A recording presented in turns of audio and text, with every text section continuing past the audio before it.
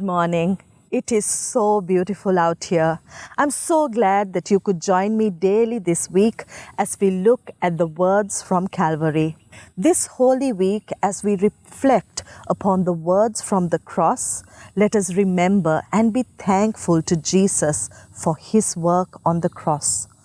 Scripture says, at noon, darkness fell across the whole land until 3 o'clock. At about 3 o'clock, Jesus called out with a loud voice, Eli, Eli, lema sabachthani, which means, my God, why have you abandoned me? What a heart-wrenching question from the one who was so deeply connected to the Father.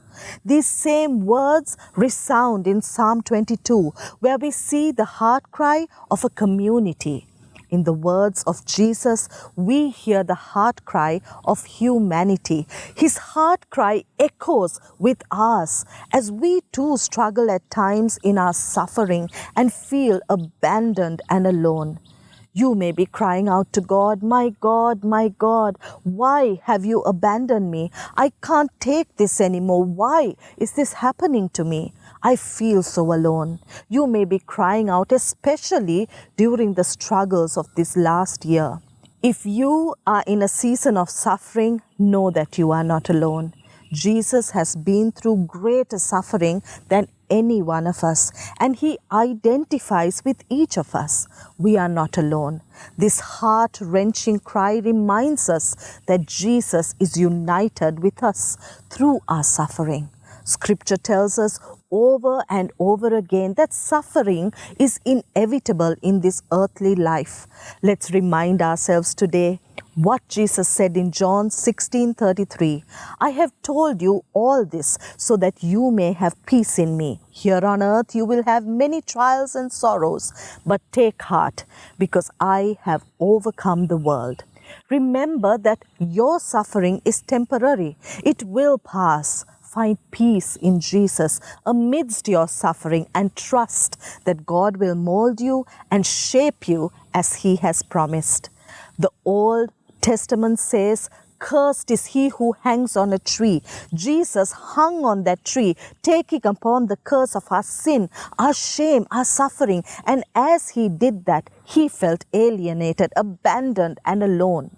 My God, why have you forsaken me? Because he suffered in our place, today you and I don't have to feel alienated from God. Jesus made a way. Thereafter, Jesus entered those final moments, weary and worn, bleeding and torn. He continued to hang from the cross. He is parched. We see the fifth word from the cross. I thirst. The loss of blood from the beatings, the unnatural way his body was stretched on the cross, the wounds that were exposed and bleeding would have caused a great thirst. Thirst shows the humanity of our Lord as he hung on the cross. The bystanders who knew the Old Testament prophecies were given another proof that he was the Messiah, the suffering servant. The fourth word was a cry from his soul.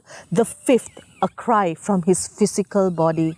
And both these cries were foretold about the Messiah in the scriptures. Jesus thirsted. While he was offered sour wine to quench his thirst, today he offers us living water so that we may thirst no more. He offers us renewal and refreshing because he has overcome the world. The story did not end at the cross. The story did not end with death. Join me tomorrow to hear those last words echo once again. Until then, God bless you.